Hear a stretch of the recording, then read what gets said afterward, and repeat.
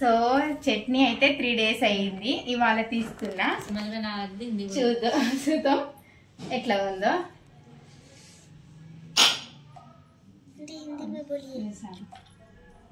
కొంచెం దగ్గరికి మంచి చట్నీ దగ్గర కట్ చేసుకో.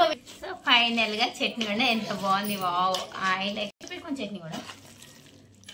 సో చట్నీ అండి, ఆయిల్ తక్కువ ఉంటే ఏమవుతుందంటే చట్నీ ఖరాబ్ అవుతుంది, సంవత్సరం మొత్తం రాదు. అందుకే ఆయిల్ నేను ఎక్కువనే పోసిన.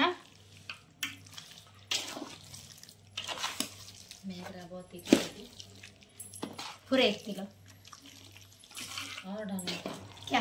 मिर्ची डालो। नहीं तो 1 किलो ही लाए हम। बहुत तीखा बनाइयो, ऐसे ही रहना तीखा। वाओ, स्मेल అయితే భలే గుమగుమలాడుతుంది. पकाएंगे बस मसाला ही भून कर। ఓకే आप ఒకసారి సరే. వాసన అయితే గుమగుమలతో సూపర్ వాసన వస్తుంది. వేడి వేడి అన్నంలో వేసుకుని కొంచెం నెయ్యి వేసుకొని తింటే ఆహాహా ఎంత బాగుంటుందో ఫీలింగ్. కలిపేదాకా అయితే నా మనసు ఆగట్లేదు, ఎప్పుడెప్పుడు వేసుకొని తిందామా అనిపిస్తుంది.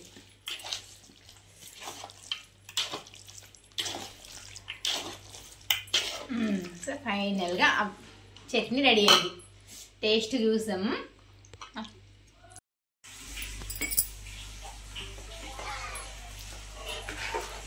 और कुछ लाइन को स्कूल देखने बाद तो इसमें रख देते, इसमें ज़्यादा नहीं रखा था, खराब हो जाता है रखने से।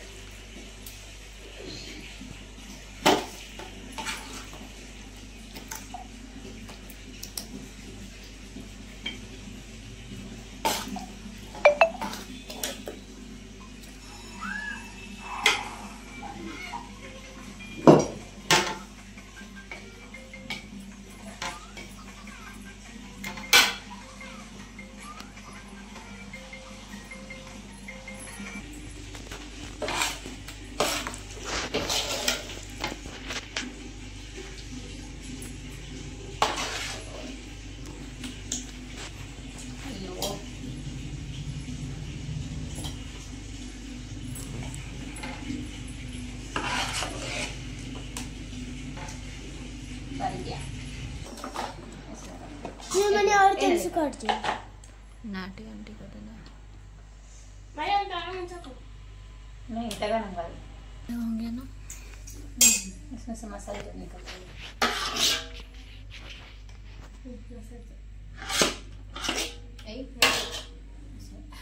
मुझे पूरा लग गया। क्या इसमें तुम कम लग रहा है? अच्छा हो गया, थोड़ा चावल मिलाएंगे उस समय। रखो చట్నీ మొత్తం తీసినాక మిగిలిన దాంట్లో పచ్చడి అన్నము కలుపుకుంటే వేడి వేడిది ఎంత బాగుంటుందంటే. సో మీరు కూడా ఇలా చేస్తారా? పచ్చడి పెట్టినాక మిగిలిన దాంట్లో ఇట్లా కలుపుకుంటే మాత్రం సూపర్ టేస్ట్ ఉంటుంది. ఒకవేళ మీరు ట్రై చేయకుంటే మాత్రం ట్రై చేయండి కంపల్సరీ.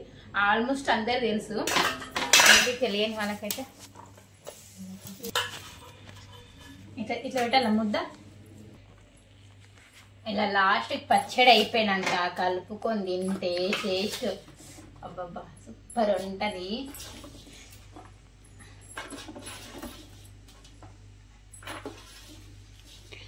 సో ఫైనల్గా ఇది టేస్ట్ ఎలా ఉందో చూద్దాం.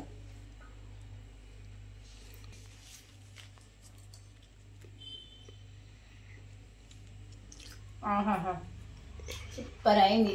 కొంచెం అయితే కారం ఉంది, కానీ ముక్క మరిగని లోపు కారం తగ్గుతుంది. సో ఫ్రెండ్స్ మీరు కూడా ట్రై చేయండి ఇలాగే. టేస్ట్ అయితే బాగుంది, కొంచెం కారం అయింది కానీ సూపర్ ఉంది.